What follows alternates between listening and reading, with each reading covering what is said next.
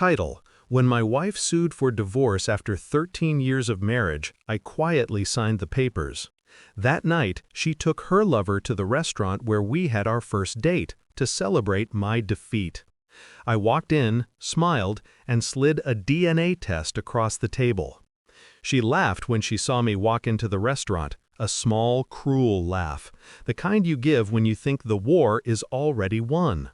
They were sitting in our booth. Same corner table, same candlelight reflection on the wine glasses. I'd chosen that spot 13 years ago because it caught the evening light just right on her face. Tonight, it caught the smirk of the man sitting across from her, her new lover. I could feel every eye turn when I entered. I wasn't supposed to be there, not tonight, not in that moment of her victory. She had filed the divorce that morning, citing irreconcilable differences. I didn't argue. I just signed, quietly. She thought silence meant surrender. It wasn't. I walked up to their table, calm, steady. My hands didn't shake, not anymore.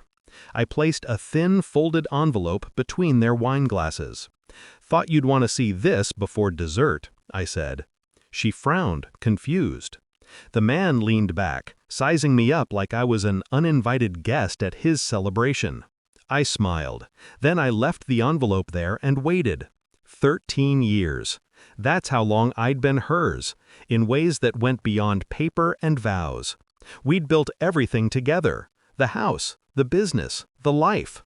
I thought I knew every corner of her mind. She used to tell me I was her anchor, the calm one, the constant. Maybe I was. Maybe that's why she thought I'd never move when she pushed me off the edge. The first crack appeared last Christmas. She said she was working late. I brought her dinner. Just being thoughtful, I told myself. When I walked into her office, she wasn't there. But her phone was, still unlocked. A message preview blinked on the screen. "Can't wait for him to sign, then we're free." Him? Me? I didn't say a word when she came home that night. I just smiled and asked how work was. That's when something shifted inside me. Not rage, not heartbreak. Something colder. A decision. The next months were a quiet operation. She thought I was distracted, maybe defeated. But I was watching. Every text, every transfer, every hidden account she thought I didn't know about. I hired a private investigator, the same one her firm used for background checks. Discretion was his business. So was loyalty, to whoever paid more. He found the man. His name was Derek. Divorced twice, financially wrecked, living off credit and arrogance. She called him the future.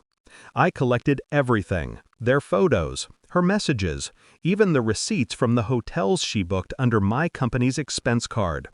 Each piece another quiet cut in the web she thought she spun alone.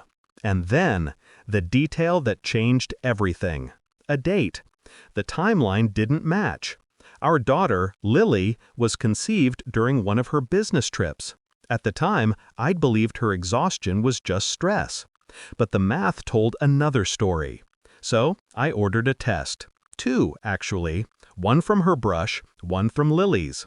I sent them to a lab under an alias. I waited. When the results came back, I didn't cry. I just sat there, holding the report like a piece of paper that confirmed what my bones already knew. Lily, my sunshine, my heartbeat, wasn't biologically mine. She was his. Derek's. The divorce papers arrived a week later, filed fast, aggressive, like she'd been planning it for months. I let her think she was in control. Let her lawyer talk about equitable distribution and amicable terms. I signed every page. Calm, cooperative, predictable. But before I signed, I moved everything. The business transferred to a holding company in my brother's name. The house under a trust. Her car registered to the firm. She thought she was walking away with half. She was walking away with nothing. And she didn't even know the real storm waiting behind that envelope. Back in the restaurant, she finally opened it. I watched her eyes flick across the words, confusion, then realization, then the kind of panic you can't fake. Her breath caught. The glass slipped from her hand, shattering against the marble. Red wine and shards across the white tablecloth. Derek frowned, reached for the papers. She tried to stop him, but too late. His eyes widened. He looked at her, then at me. "Is this true?" he asked, voice low, dangerous. She didn't answer.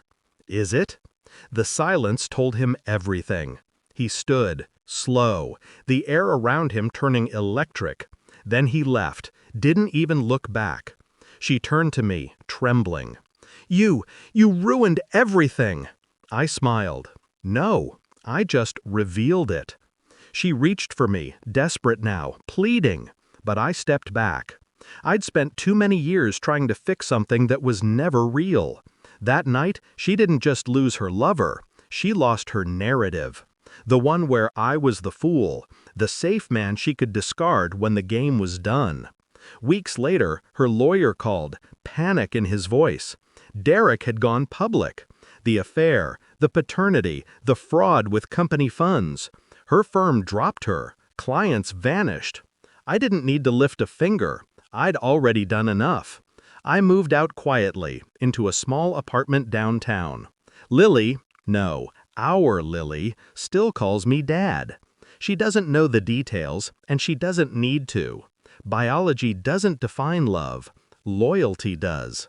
Sometimes, when she's asleep on the couch beside me, I look at her and feel peace, not bitterness.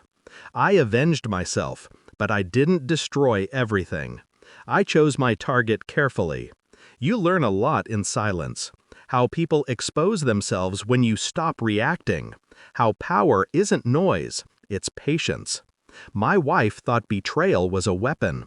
She forgot it cuts both ways. The night she celebrated my defeat was the night I ended her illusion.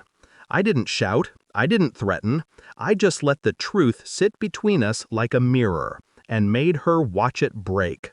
And as she did, I finally felt what I hadn't felt in years: freedom.